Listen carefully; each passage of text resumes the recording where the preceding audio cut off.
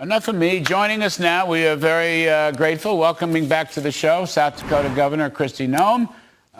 Governor, welcome. It's a pleasure to see you. Thanks for doing this. Last night, big historic win for Mr. Trump, as you know, and he's got a great comeback going. I just want to play for you what he said at Mar-a-Lago about success and unity around the whole country. Take a listen to this, and then we'll get your comments. Okay. A tragic thing happened during the election. It was a tragedy because you wouldn't have, think of it, all of the problems that you have today, I don't think you would have had any of them. You'd only have success. And that's what's ultimately going to unify this country and unify this party. We have a great Republican Party with tremendous talent, and we want to have unity, and we're going to have unity, and it's going to happen very quickly. And I have been saying lately, success will bring unity to our country. All right, so Governor Noem, how do you read that? That's, this is unique to politics. People don't think in those terms. They think of Republicans and Democrats and independents. He is saying his policies will succeed, and that will bring unity. How do you read that, Governor?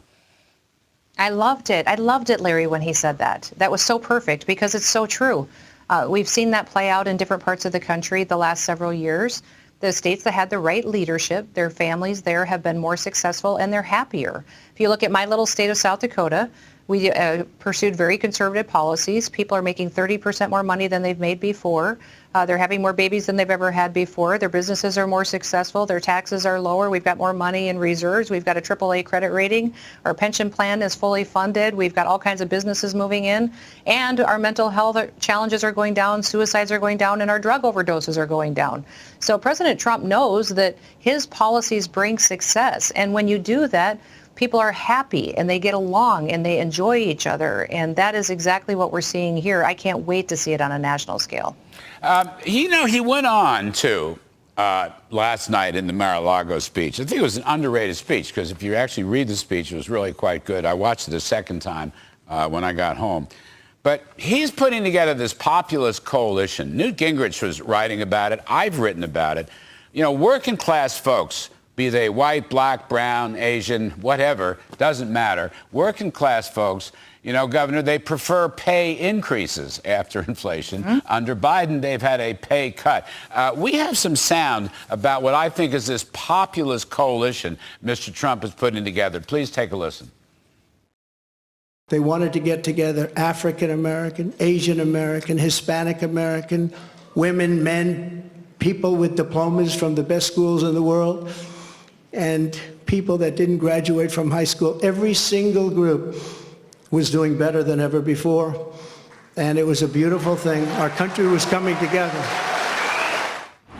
Again, this is not your grandfather's Republican Party, and it's a brand new Trump populist party. And I think you're very much part of this movement, man, but I just wondered what you thought of that. Right across the board. Doesn't matter. They're working folks, and they want pay increases. I remember when he first ran for president. I was driving down the interstate, driving on a road trip with a truck and trailer with my daughter, and every trucker I saw had a Make America Great hat on again, and I thought, what is happening? This is back in 2016. And what was happening was that President Trump broke politics. He broke politics because he didn't care what party you were in. He was just going to fight for you, for the people that get up every day and go and work and have a job and take care of their families and make good decisions and still love America. And he's never changed once. He hasn't changed a single thing. He's continued to fight for everybody. And what I love about his poll numbers is that people are recognizing just how devastating and socialist the Democrat Party is and how badly they need President Trump back in the White House. And if you add the economic stuff to the border, no one will be tougher on the border than Donald Trump. No one. And, of course, other issues. There's the culture war, and we need to improve our image and our standing overseas. I mean, how do you see this campaign playing out? How do you see the issues playing out? I'm sure you're going to be campaigning for him. You've been a supporter. What are going to the top issues be? And what's Joe Biden, what do you think Joe Biden, when he shows up copacetically, what's he going to say about it? I don't think he knows what he's going to say about it. I think that this is how I explained it to somebody last night. I said, you can only light a person on fire so many times until they don't feel it anymore. They just do what's right. And that's where he is. I think President Trump is at the point where they have literally thrown every single arrow, dart at him that they possibly could, and he's just going to keep doing what's right.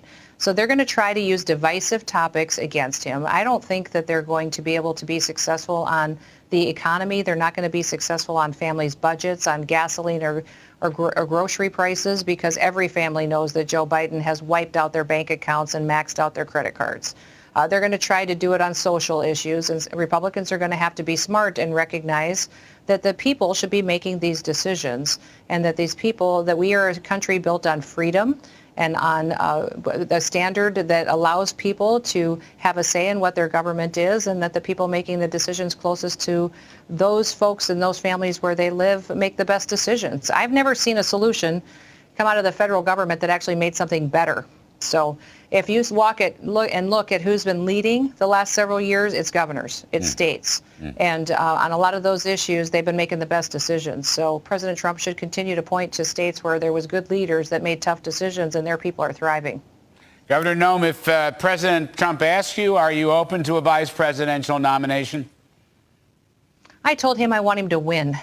He needs to win. So I will do anything he needs me to do to help him win, because it's that important to our country. So if he wants me to go out there and knock on doors and, put yard signs in, I'll do that too. So whatever it takes, because it's that important that his policies get back in place and that a guy who loves this country is back in the White House who fights for us every day. But you would come to Washington as his vice president. It's not my favorite place, Larry. You know that. But yes. So, yes, I go there once in a while, and I would certainly help him. All right, so I'll take that as a yes. Final thing, Governor Noem, appreciate your time as always. I know in South Dakota you've got a bill, I think it's a new bill combating anti-Semitism or reaffirming old bills. Could you just tell us a little bit about that, because it's such an important issue? Well, this is a bill that defines what anti-Semitism is, and it has examples that we put in statute that will be used as model legislation in every other state to make sure we're defining what a hate crime is and that we can prosecute those who engage in it. It really is the strongest language in this country to push back on some of what we've seen for hatred being spread across this country since the October 7th attacks. So I was devastated to see some folks in this country be uneducated, and some maybe purposefully stand with pro-Hamas and attack our allies Israel and our brothers and sisters in the Jewish community. So this bill we signed into law today in the rotunda of our Capitol. We had hundreds and hundreds of people there. It was amazing to see the unity and the support. We have one of the smallest Jewish communities in the entire country, but we dearly love them and stand with our allies.